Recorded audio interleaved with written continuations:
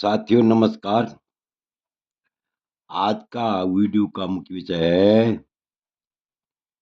कि जन्म कुंडली में ऐसे कौन से ग्रह होते हैं, व्यक्ति की जन्म कुंडली में ऐसे कौन से ग्रह होते हैं जिन ग्रहों के होने से व्यक्ति अत्यंत धनवान होता है। कुबेर की कृपा उस जातक पर बनी रहती है।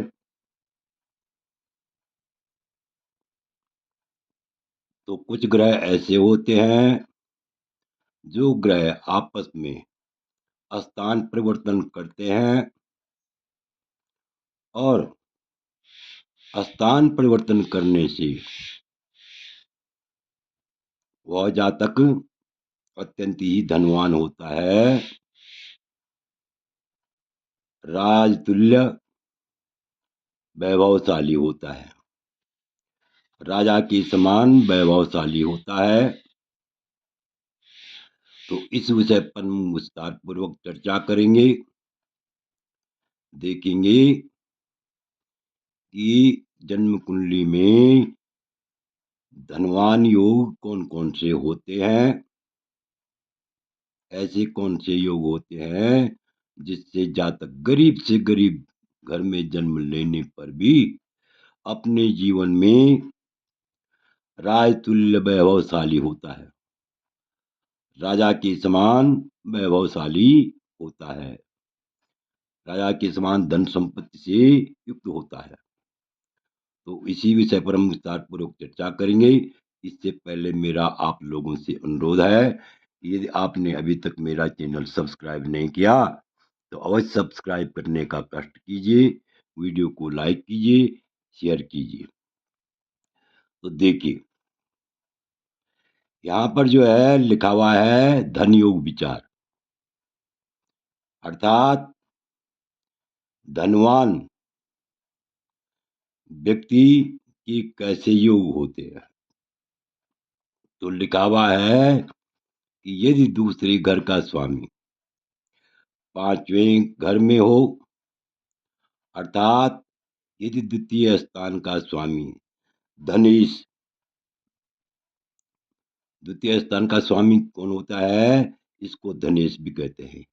यदि धनेश जो है पंचम स्थान में हो और पंचम स्थान का स्वामी कहाँ हो, दूसरे घर में बैठा हुआ हो, धन भाव में बैठा हुआ हो, तो ऐसा जातक क्या होता है, अत्यंत धनवान होता है। गरीब से गरीब घर में जन्म लेने पर भी वह राजतुल्य सुखों को भोगता है, राजा के समान ऐश्वर्यशाली होता है। और यदि पांचवें घर का स्वामी दूसरे स्थान में हो,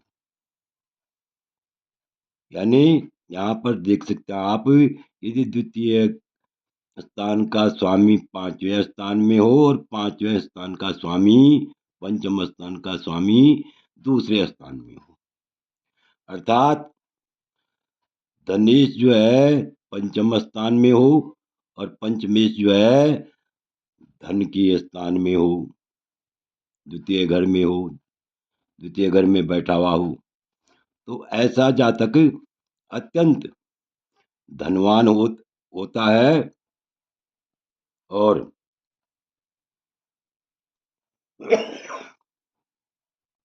अत्यंत धनवान होता है और राजा की समान वैभवशाली होता है।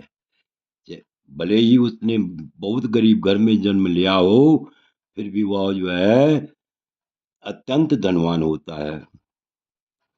और अगला योग कौन सा है, यदि दूसरे घर का स्वामी 11वें स्थान में हो, अर्थात द्वितीय द्वितीय स्थान का स्वामी, द्वितीय भाव का स्वामी लाभ स्थान में हो। 11वें स्थान को क्या कहते हैं, लाभ स्थान भी कहते हैं।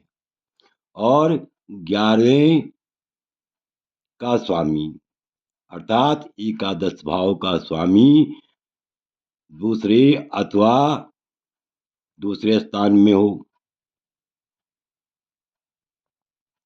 अथवा पांचवें घर का स्वामी पांचवें में हो और नौवें का स्वामी नवम स्थान में हो, तो ऐसे में जो है विशेष धन योग होता है। अर्थात गरीब से गरीब घर में जन्म लेने पर भी वह अपने जीवन काल में उस स्थान पर पहुंच जाता है जहां पर जो है वह अत्यंत धनवान होता है और राजा के समान वैभवशाली होता है।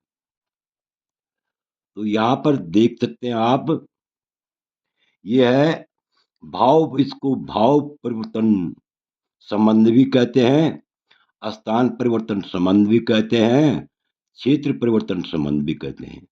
आपसी ऐसे ग्रह यदि जो है आपस में एक दूसरे के घर में बैठे हुए हों तो यह जो है उत्तम, बहुत ही उत्तम फल देने वाले होते हैं। ऐसा व्यक्ति अत्यंत धनाढ्य होता है।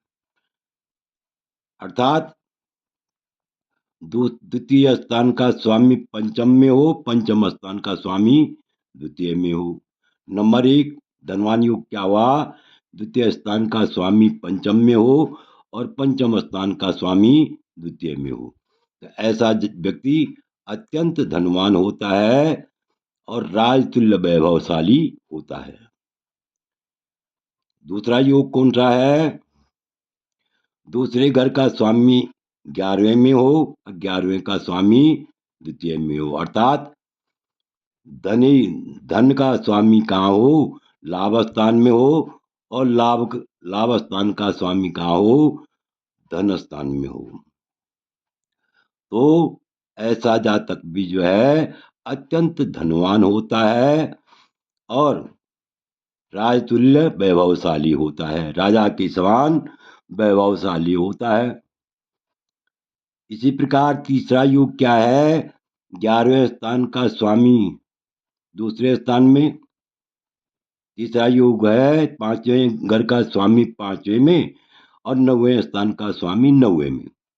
यानी पंचम स्थान का स्वामी भी जो है स्वगृही हो, पंचम स्थान का स्वामी अपने ही घर में बैठा हुआ हो और 9वें स्थान का स्वामी भी स्वगृही हो, अपने ही घर में बैठा हुआ हो। ऐसा जातक विशेष धनी होता है, अर्थात अत्यंत धनवान होता है और राजतुल्य वैभवशाली होता है, राजा के समान वैभवशाली होता है। आगे देखिए, यदि द्वितीय और लाभ के स्वामियों का के साथ अन्य भवन के स्वामी भी बैठा हो, यानी द्वितीय और लाभ यानी धन स्थान और लाभ स्थान के स्वामियों के साथ अन्य भवन का स्वामी यानी अन्य ग्रह भी बैठे हुए हों तो उतना धन योग नहीं होता है जितना केवल धनेश और लाभेश के योग से होता है।